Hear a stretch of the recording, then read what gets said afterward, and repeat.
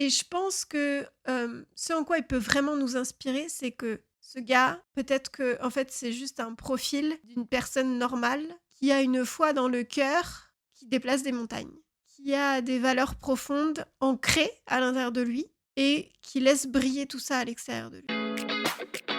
Tous, nous nous cherchons, quelquefois par la contrainte que nous imposent nos limites, parfois par le cri de notre être qui demande à être vu, à être entendu, à contribuer à la hauteur de nos promesses respectives.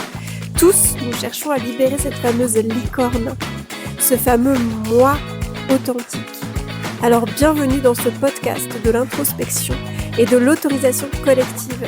Je suis Clémence et je vais te partager l'exploration de certaines perspectives qui peuvent secouer, autoriser, laisser un peu plus de lumière passer à travers nos failles, faire passer de l'autre côté de certains miroirs.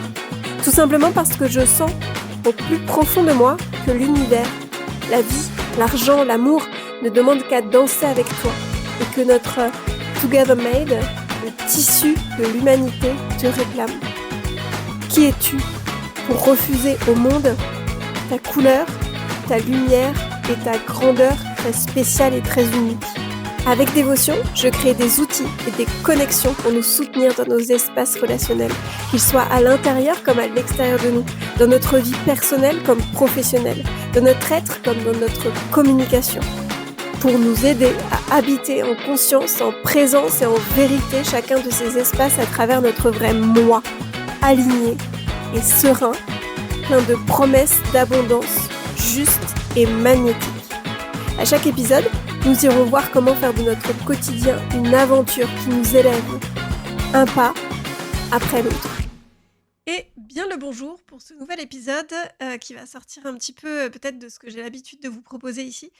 Mais on s'adapte à l'actualité et vous l'aurez peut-être, vu passer. Mais si je vous dis, Carlo Acutis, est-ce que, ça vous parle? Alors juste petit spoiler, je ne vais pas parler de religieux ici. Aujourd'hui, on va parler de sainteté.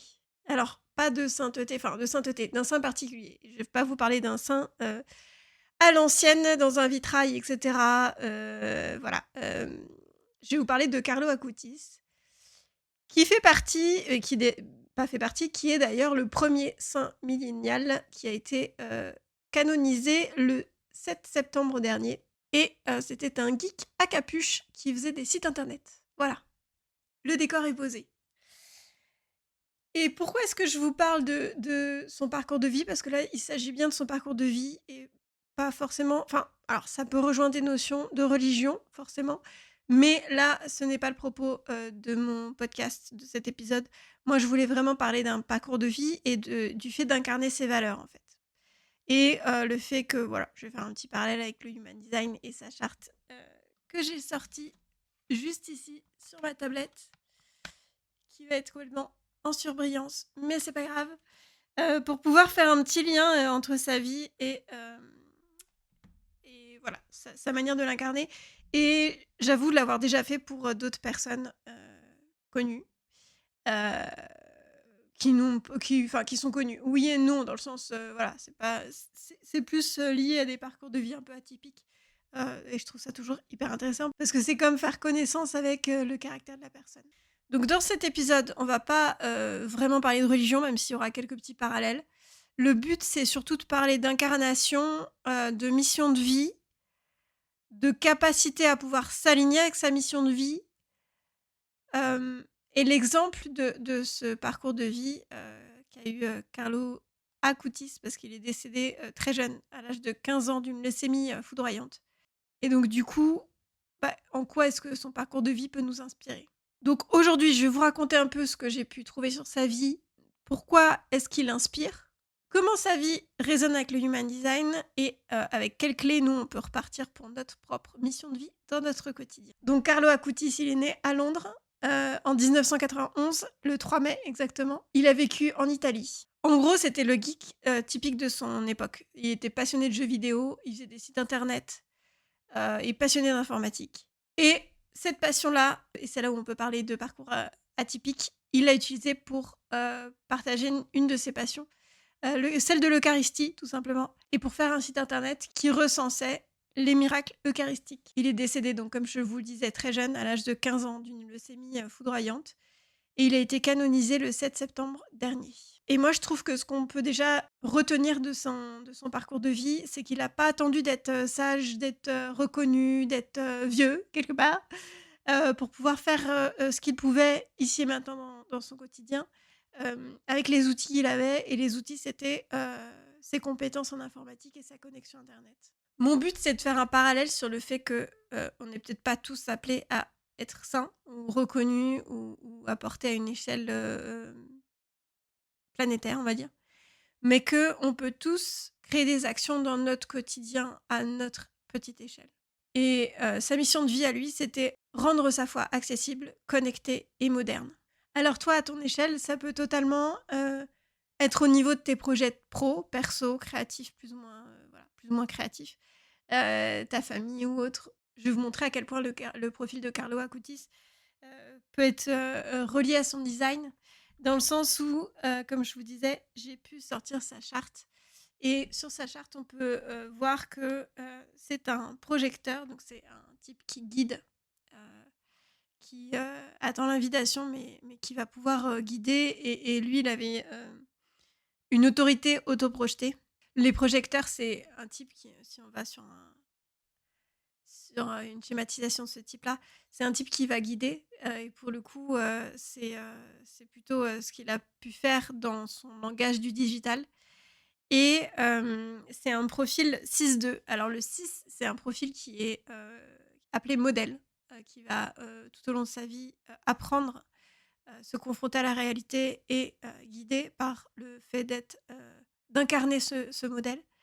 Et un mélange avec la ligne 2 qui va être plutôt une ligne plus introvertie, qui a des talents naturels et qui va être reconnue par l'extérieur, mais pas forcément le voir lui-même. Et c'est en ça où ça fait un mélange de geek introverti et en même temps un modèle mondial finalement. Et à travers cette autorité autoprojetée, il a besoin de parler de ses idées pour pouvoir voir ce qui fonctionne et ce qui ne fonctionne pas. Et c'est un peu ce qu'il a fait à travers cette concrétisation digitale. Il donnait forme à ses idées pour pouvoir les éprouver derrière. Si tu m'écoutes aujourd'hui, c'est sûrement que le human design t'intrigue et que tu veux arrêter de tourner en rond avec des concepts trop perchés pour être utilisés dans ta vraie vie. Du coup, j'ai créé un pack gratuit pour t'offrir un vrai premier pas concret dans ton design humain. Pas un petit PDF, tu sais, les PDF qu'on oublie dans les dossiers de téléchargement, mais un vrai starter kit complet contenant un audio personnalisé sur ton type énergétique, un e-book d'auto-coaching avec des questions qui piquent juste ce qu'il faut, des cartes mantras à découper et même une série de mails avec des exercices pratiques. Bref, tout pour que tu puisses tester par toi-même dans ton quotidien comment ça résonne pour toi. Et parce qu'expérimenter seul, ça a ses limites, j'ai aussi ouvert un groupe WhatsApp qui s'appelle Incorpop Storyland. Là-dessus, il y a une chaîne pour pratiquer et échanger autour du pack gratuit, pour partager tes prises de conscience, tes blocages, tes déclics, et aussi où se trouve ma radio transit, comme je l'appelle, une petite capsule audio régulière où je t'explique les énergies des portes activées par les transits du moment, pour que tu puisses les ressentir en live et t'approprier tout ça très concrètement. En toute transparence, à force de construire ce freebie, je me suis rendu compte qu'il ressemble carrément à ce que d'autres vendent en offre payante, mais j'avais très envie que les bases soient solides, gratuites et accessibles pour tous. Parce qu'à mon sens, c'est seulement en expérimentant que tu peux savoir si le human design et mon approche aussi par la même sont vraiment faits pour toi. Et si tu sens que ça résonne et que tu veux aller plus loin, j'ai aussi créé une offre éclairage. C'est une offre ultra personnalisée où tu viens me voir avec une question et je t'apporte 3 clés de compréhension issues de ta charte, plus un vocal qui fait le lien avec ta situation. Et une semaine après, on se retrouve en visio pour tout décortiquer ensemble. En gros, c'est du sur-mesure, simple et concret, pour mettre de la lumière exactement là où tu en as besoin. Alors commence déjà par télécharger ton pack gratuit, le lien est en bio et dans la description de cet épisode, et rejoins le groupe, teste, échange et ressens. Et si tu veux pousser plus loin, tu sais où me trouver.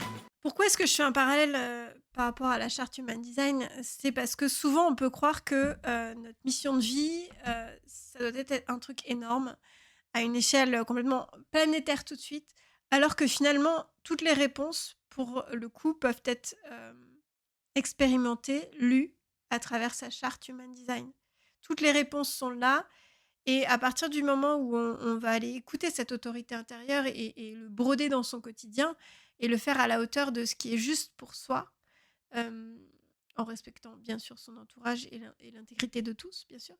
Mais on peut aller provoquer des effets comme ça. On peut être le gars normal qui crée à son échelle et qui devient un modèle pour tous.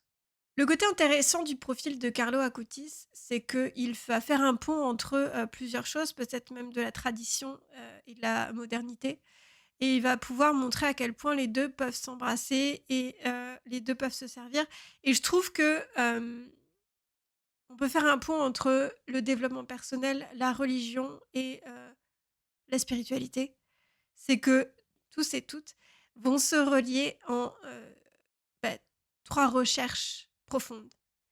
La cohérence, la transcendance et la reliance. On cherche à se reconnecter à l'intérieur de soi, reconnecter à plus grand et reconnecter à tous. Et quels que soient les outils, quelles que soient les valeurs, quelles que soient les croyances, hem, je pense que c'est des aspects du développement humain qui, tend à aller explorer le soi profond pour savoir en quoi est-ce qu'on peut se mettre au service de l'humanité, et des fois l'humanité, c'est juste notre voisin, notre voisine, qui a besoin d'aide, hem, ou certaines valeurs qu'on aimerait promouvoir et donc du coup qu'on va mettre en avant. Et ça, on n'a pas besoin d'attendre d'être, vieux, grand, sage ou autre. On peut le faire à notre petite échelle dans notre quotidien. Je pense que là-dessus, Carlo Acutis, nous montre aussi ce modèle-là. C'est qu'il va complètement casser les codes et suivre sa voie intérieure, suivre cette passion, suivre cette croyance, suivre ce fondement, viscéral de vie, hem et écouter ce qui résonne en lui et aller, chercher à faire ce qui est le plus juste, dans son quotidien. Et donc les clés qu'on peut mettre dans notre quotidien et qui sur lesquelles, Carlo Acutis peut nous inspirer, c'est que, parfois on peut partager des choses qui ne sont pas forcément, dans l'air du temps, la tendance ou autre, ou alors faisant partie des principes de valeurs des personnes qui nous entourent. Mais je pense que le chemin vers une réelle authenticité, c'est ça. C'est pouvoir affirmer ses valeurs, affirmer ses croyances. La question, c'est pas d'empiéter sur l'intégrité des autres, bien sûr, mais de pouvoir ne pas être tiède dans la vie, pouvoir être, là, à la hauteur de ce que notre mission de vie nous demande. Et quelque part, dans l'human design, tout ce que l'outil te démontre, c'est que tu es ici pour une raison et que tu as tout ce qu'il faut à l'intérieur de toi. Et que c'est à toi d'aller les explorer, aller les voir pour savoir peut-être même quelles, propositions créatives ou autres, ou astuces d'ingéniosité ça te permet de mettre en place. Heu et d'avoir surtout la notion de foi aussi, qui est hyper intéressante et hyper importante dans, bien sûr, le parcours de Carlo Acutis. C'est que, à partir du moment où tu as cet alignement intérieur et que tu sais que c'est juste, le but sera pas forcément d'aller convaincre les autres, mais le but, c'est de vibrer de plus en plus fort ce qui est à l'intérieur de toi pour pouvoir, t'autoriser à être pleinement toi parce que, bah, ça va te nourrir, en fait, dans qui tu es, tes valeurs et cetera. Mais aussi pouvoir connecter avec, des personnes qui vont être dans le vrai donner, le vrai recevoir de tout ça, de savoir qui tu es et de pouvoir pleinement profiter de ça avec toi, sans te demander de te changer. Et ça demande une foi, impétueuse quelque part, de pouvoir s'affirmer autant et de pouvoir trancher autant et de pouvoir, même, hem, risquer de ne pas plaire à tout le monde, de ne pas connecter à tout le monde et cetera et cetera. Et je pense que dans tout ce qui est parcours de foi, alors là, c'est la foi reliée à la religion catholique, mais la foi n'est pas forcément religieuse, elle peut être spirituelle, elle peut être la foi en soi, la foi en ses projets, etc.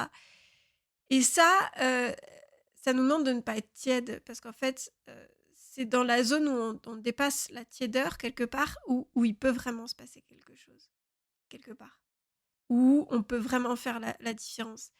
Et ce qu'on peut retenir du parcours de Carlo Acutis, c'est que il ose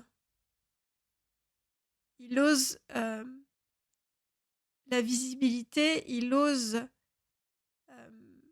les actions, il ose la parole, il ose et il ose tout ça à partir de son autorité autoprojetée. Il ose tout ça par rapport à partir de ses valeurs profondes, de sa religion, de sa foi, de ses croyances.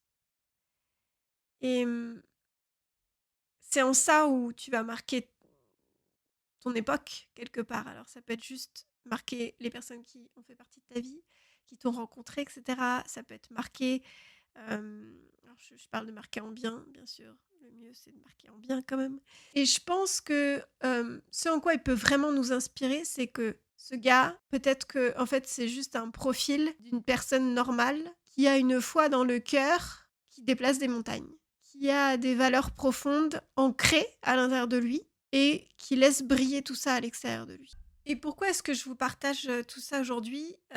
Encore une fois, c'est un parcours de vie enfin pas comme un autre, mais c'est un parcours de vie.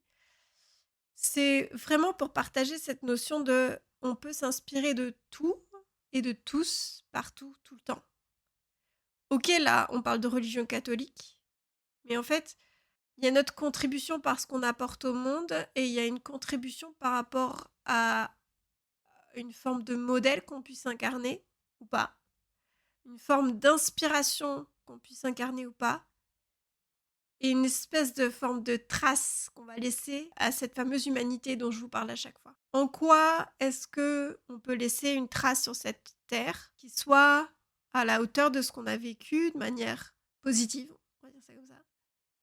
Et en quoi est-ce que finalement, au lieu d'aller rechercher et courir après cette notoriété, cette célébrité ou autre, cette reconnaissance quelque part, en quoi est-ce qu'on va mieux l'atteindre qu'en étant profondément soi et en vibrant dans chaque particule de notre corps tout ce qui est important pour nous et tous des principes de vie et des valeurs humaines, peut-être spirituelles et autres, ça c'est une autre notion. Et Carlo Acutis, en fait, il nous inspire, ok, par sa sainteté, mais surtout par sa simplicité. La simplicité de ses actions, en fait, finalement, dans son quotidien. D'agir là où je suis, là où la vie m'a planté quelque part. Il nous montre aussi que finalement, une mission de vie, c'est la cohérence entre nos croyances et nos actions. Et qu'on n'a pas besoin d'auréole pour être aligné, mais de peut-être potentiellement juste vivre de manière alignée avec nos valeurs, nos croyances. Et de vivre cet alignement dans le concret de notre quotidien. Voilà, je vais vous laisser là-dessus. C'était un peu mes partages et ce que j'avais pu capter. Je trouvais ça assez fort, même si je ne vous parle pas du tout de croyance ou la question n'est pas du tout là, mais vraiment d'inspiration et de parcours de vie. Et je trouvais ça assez beau comme parcours de vie, comme manière d'avoir vécu sa vie, etc. Assez lumineux aussi. Et puis, moi, j'aime beaucoup réfléchir et mettre en commun ces parties de ces parcours de vie, quelque part, pour y réfléchir ensemble et de savoir en quoi est-ce que ça peut nous inspirer pour notre propre parcours de vie. Donc, je serais curieuse de savoir si déjà ce nom vous parle, si cette actualité vous parle. Curieuse aussi de savoir, est-ce que ça vous a touché finalement ? Est-ce que, voilà, qu'est-ce que ça a évoqué chez vous ? Si je l'aborde de cette manière-là, comment est-ce que ça vous parle aussi ? Enfin voilà, je serais très curieuse de tout ça. Je vous souhaite une très belle exploration de vous, une très belle journée, une très belle semaine. Et je vous dis à très bientôt dans le prochain épisode de podcast. Salut ! Si le ou les sujets évoqués te font penser à quelqu'un ou à une discussion que tu viens d'avoir, c'est que l'impulsion est juste. N'hésite pas à le lui partager. Tu verras, ça pourra peut-être créer un échange d'un autre type, une exploration à deux. À mon sens, nous sommes tous des répondeurs téléphoniques pour chacune des personnes que nous croisons dans notre vie. Un support pour que la vie puisse transmettre ses messages, alors, qui sait ? Un partage, une parole, un sourire, peut peut-être changer une vie. En tout cas, c'est ce en quoi je crois. Et si tu veux soutenir ces partages et cet espace, abonne-toi, fais-toi plaisir en cœur, en étoile, en tout ce que tu veux et rejoins-nous sur la page Instagram d'Incorpore Story. On se tient au jus ? Bien des bisous.